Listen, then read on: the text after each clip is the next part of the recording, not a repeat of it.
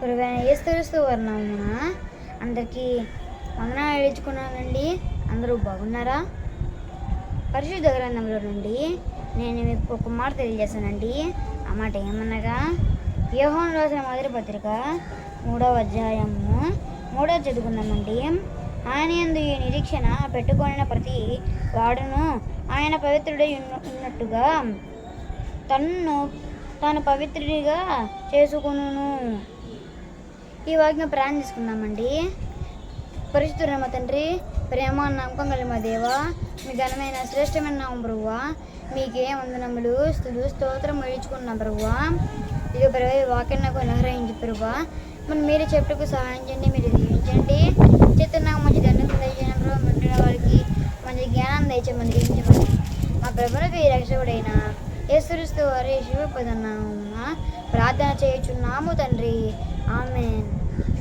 చూడండి, ఇక్కడ మాటలంటే మనం పవిత్రంగా ఉండాలంటే మనం ఏం చేయాలంటే, మనం పవిత్రంగా ఉండాలంటే మనం ఏం చేయాలంటే చూడండి, దేవుని పట్ల నిరీక్షణ కలిగి ఉండాలండి. ఏం కలిగి ఉన్నాం మనం? ఈ నిరీక్షణ కలిగి ఉంటే మనం దేవుని పట్ల ఏం ఉంటామంటే, మనం ఆయన పవిత్రుడే మనం ఉంటాం. ఏంటంటే మనం ఎలా ఉంటాం? ఆయన పవిత్రుడే మనం ఉంటాము. అందుకే మనం దేవుని పట్ల పవిత్రంగా ఉండాలంటే ఏం చేయాలండి?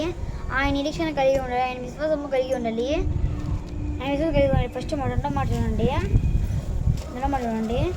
ఒకటి, మన నిరీక్షణ కలిగి ఉండాలంటే మనం పవిత్రంగా ఉండాలంటే నిరీక్షణ కలిగి ఉండాలి. 2, మన కుటుంబంలో ఒకరికైనా రక్షణ కలిగి ఉండాలండి.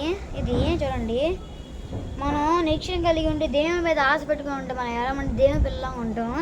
మనం దేవుని దగ్గర నడుచుకుని ఉంటామా, లేకపోతే మనం దేవుని పట్ల వ్యతిరేకంగా ఉంటామో మనం ఆలోచించుకోవాలి. చూడండి, మనం దేవుని పట్ల నిజాయితీగా ఉంటామా, దేవుని పట్ల వ్యతిరేకంగా ఉంటామా? ఎవరు దేవుని పట్ల వ్యతిరేకంగా ఉండేవారండి? దేవునికి వ్యతిరేకంగా ఉండి దేవునికి అసహాయంగా ఉండేవారండి. అంటే దేవుని వాళ్ళు అసహించుకున్నారు. వాళ్ళు ఎదుటి వారిని అసహించడం కాకుండా దేవుని కూడా ఏం చేస్తున్నారు? వారు అసహిస్తున్నారు. అందుకే మనం దేవుని పట్ల ఏం కలిగి ఉండాలి? మనం ఆ చెడు లోకంలోకి పోకుండా దేవుని పట్ల మనం శిక్షణ కలిగి ఉండాలండి. ఇది ఇక్కడ మాట. దేవుడి మాటలు దీవించను గాక. ఆమె అందరికీ ప్రార్థన చేసుకుందామండి. పరిశుద్ధుడైన మా తండ్రి, ప్రేమ నమ్మకం కలిగిన మా దేవ, మీ ఘనమైన శ్రేష్టమైన నామం ప్రభువా, మీకే వందనములు స్తుతులు స్తోత్రం ఇచ్చుకున్నాం ప్రభువా. ఇక ప్రభు వాక్యం నాకు చెప్పటకు మీరు సహాయం చేసే ప్రభు, మీకే వందనములు స్తుతులు స్తోత్రం ఇచ్చుకున్నాం ప్రభువా. ఇప్పుడుగా మీ వాక్యాన్ని నా ప్రభు, మీ వాక్యంలో పట్టుకు సహాయం చేయమని దీవించమని, మీ వాక్యం వాళ్ళ జీవితాల్లో ప్రభు బాగా ఉపయోగపెట్టుకు సహాయం చేయమని, అలాగే మంచి వివేకానంద మంచి జ్ఞానం కలగజేయమని, మీ వాక్యం తెలిసిన ప్రభు పవిత్రంగా మీ నిరీక్షణ కలిగి ఉండకు సహాయం చేయమని మా ప్రభుని మీ రక్షకుడైన యేసుక్రీస్తు వారి దివ్యమైన నామంలోనే స్తుతించి ప్రార్థన చేయుచున్నాము తండ్రి, ఆమేన్. అందరికీ వందనాలండి.